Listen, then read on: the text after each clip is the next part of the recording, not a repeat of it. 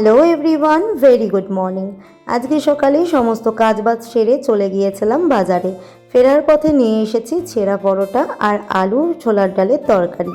জিৎ কয়েকদিন ধরেই খোঁজ করছিল ছেঁড়া পরোটার, আজকে চোখের সামনে দেখতে পেয়ে নিয়ে চলে এসেছি। আর নিয়ে এসেছি ওর পছন্দের লট চমচম। খাওয়া দাওয়ার পর্ব শেষ, এবার রান্না বান্না করার পালা। সবার প্রথমেই আমি বরফ বসাতে দিয়ে দিয়েছি।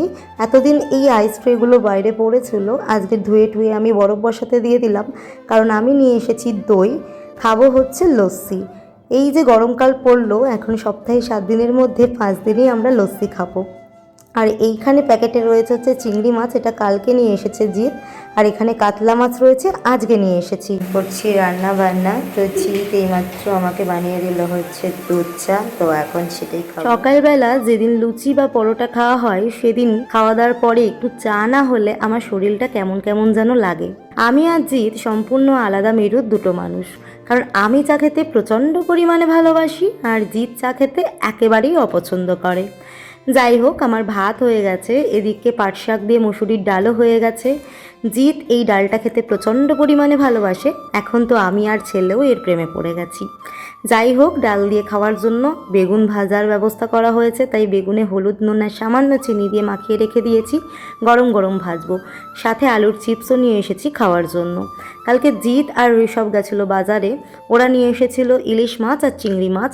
ইলিশটা তো কালকেই রান্না হয়ে গেছে, চিংড়িটা রয়ে গেছে, ওটা আজকে ভেজে দেবো ঋষভকে। আর আজকে আমি বাজার থেকে নিয়ে এসেছি কাতলা মাছের ডিম, সাথে পটকা, কারণ আমি আর জিৎ দুজনেই ডিম আর পটকা খেতে প্রচণ্ড ভালোবাসি।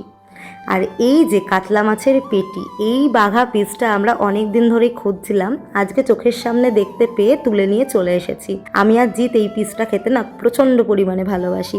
আর আজকে কাতলা মাছটা রান্না করবে জিৎ। রান্নার জন্য সমস্ত কিছু গুছিয়ে গাছিয়ে দিয়ে আমি এখন খাচ্ছি পেঁপে। আমি কিন্তু ফল খেতে প্রচণ্ড পরিমাণে ভালোবাসি। যাই হোক, সমস্ত রান্না বান্না কিন্তু শেষ। এদিকে ভাত তো আগেই হয়ে গেছিলো, ডাল তো আগেই হয়ে গেছিলো, চিপস তো দেখিয়ে দিয়েছি, বেগুন ভাজাও হয়ে গেছে, চিংড়ি মাছ ভাজাও হয়ে গেছে। আর এখন দেখাবো তোমাদেরকে জিতের হাতে স্পেশাল দই কাতলা। শুধু দেখো কালারটা কি সুন্দর, খেতে যা হয়েছিল না, দারুণ। আজকে দুপুরের খাওয়া দাওয়াটা বেশ তাড়াতাড়ি হয়ে গেছে, তাই জিৎ এখন বানাচ্ছে লস্যি। ও যাই বানাক না কেন সেটাই খুব টেস্টি হয়। তো লস্যি বানানো হয়ে গেছে, আর এখন আমরা খাবো লস্যি।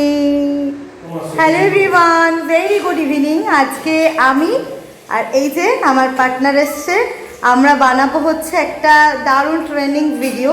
তো সেই জন্য আমরা এখন বেরিয়েছিলাম কিছু খাবার আনতে। তো দেখো কি নিয়ে এসেছি।